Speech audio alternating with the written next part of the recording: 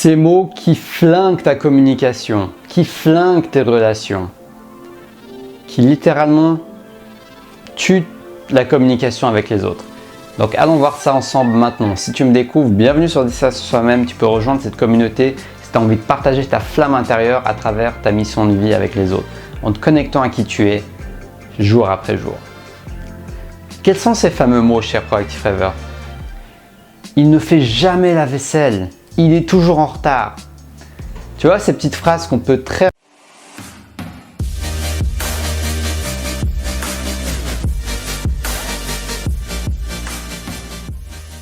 rapidement jeter à droite, jeter à gauche.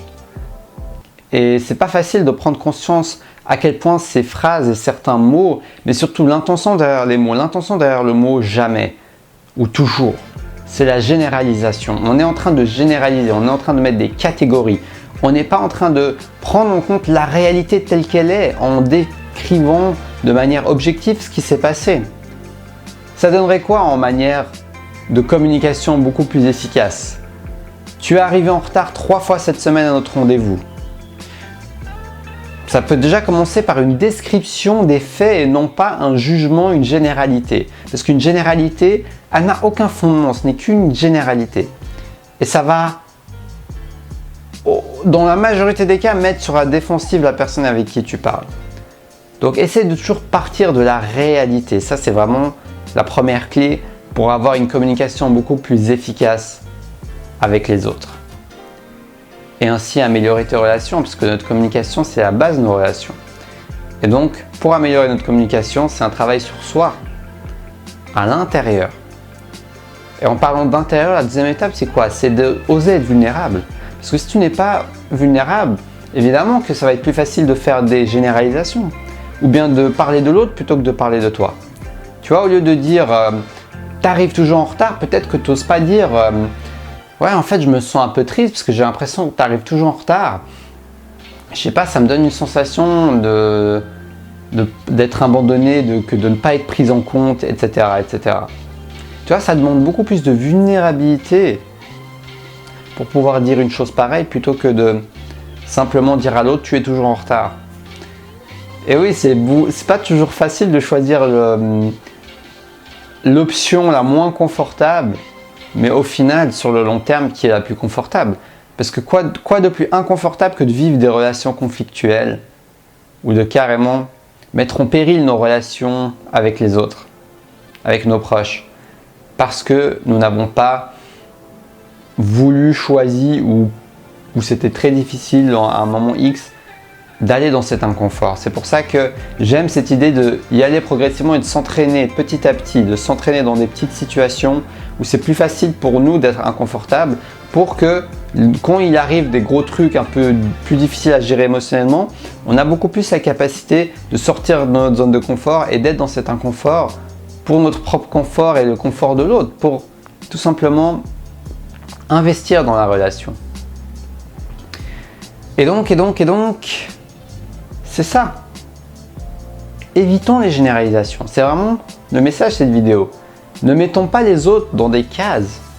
Dès le moment où on met quelqu'un sur une case, on a déjà perdu la partie. On sera déjà plus sur la même longueur d'onde.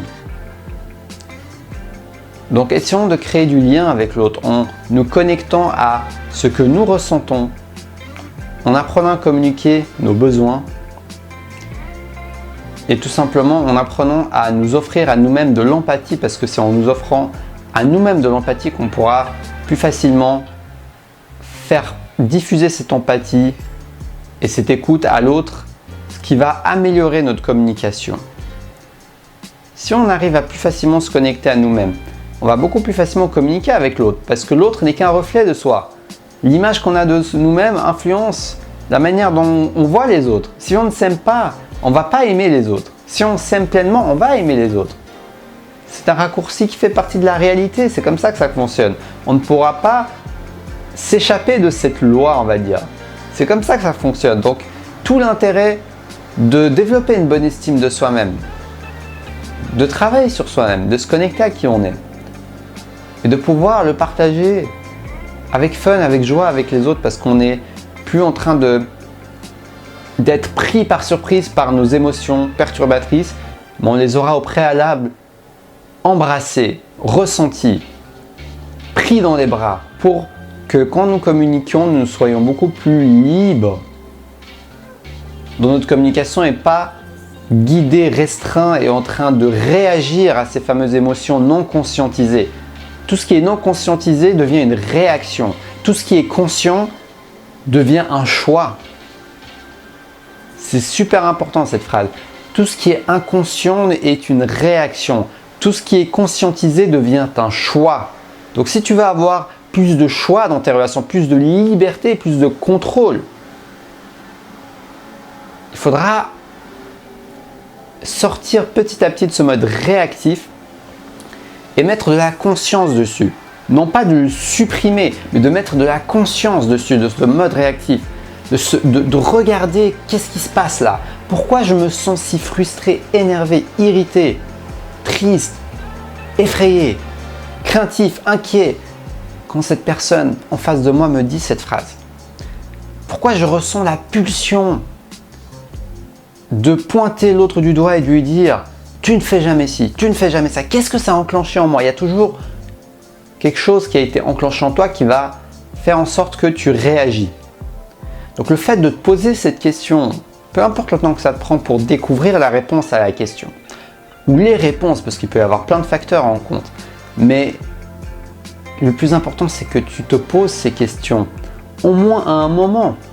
Je ne te demande pas de te les poser à chaque instant de ta vie et de te prendre la tête avec, mais au moins de laisser du temps d'introspection pour pouvoir trouver et contempler en fait, contempler ta personne, qui tu es, un peu t'analyser pour pouvoir trouver ces réponses. T'analyser, ah ouais, quand je parlais avec cette personne, quand je parlais avec ma femme, avec mon mari, avec mes enfants, j'ai remarqué que je réagis comme ça et j'ai l'impression que c'est quelque chose qui se répète. Ah ah, t'es tombé sur quelque chose qui se répète. Quelque chose qui se répète est un grand signe que tu es sur la bonne voie et que tu es sur une pépite croustillante à libérer, on peut dire. J'aime bien le voir comme ça fait un côté un peu plus fun à ce côté qui peut paraître vite lourd et pas facile de se connecter à nos émotions perturbatrices, mais tu peux voir ça comme une chasse au trésor. Tu es en train de chercher des pépites. Dès que tu trouves une émotion perturbatrice, négative, eh ben, tu es sur une pépite. À toi d'aller la chercher et de voir le cadeau qu'elle a justement. Le fait de libérer cette émotion, le fait de libérer cette pépite. Voilà, c'est le message de cette vidéo. Ne généralise pas. Essaye, si tu veux, un principe simple pour améliorer ta communication, c'est de ne pas généraliser, de ne pas mettre les gens dans des catégories parce que ça enferme la conversation et ça peut tuer tes relations et ta communication avec les autres.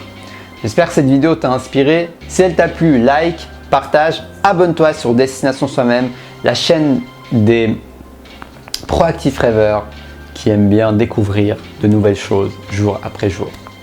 Sur ce, je te souhaite une belle fin de journée. Si tu veux me faire un don, c'est dans le lien dans la description de la vidéo. Tu peux me faire un don Tipeee. Sinon, il y a ma page Facebook et Instagram dans lequel je suis actif quotidiennement en écrivant des petits articles. Tu peux aller les voir avec des citations inspirantes.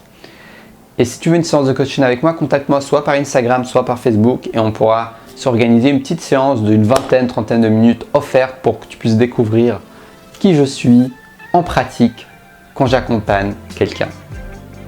Allez, je te souhaite une belle journée et surtout, reste connecté à ta flamme intérieure.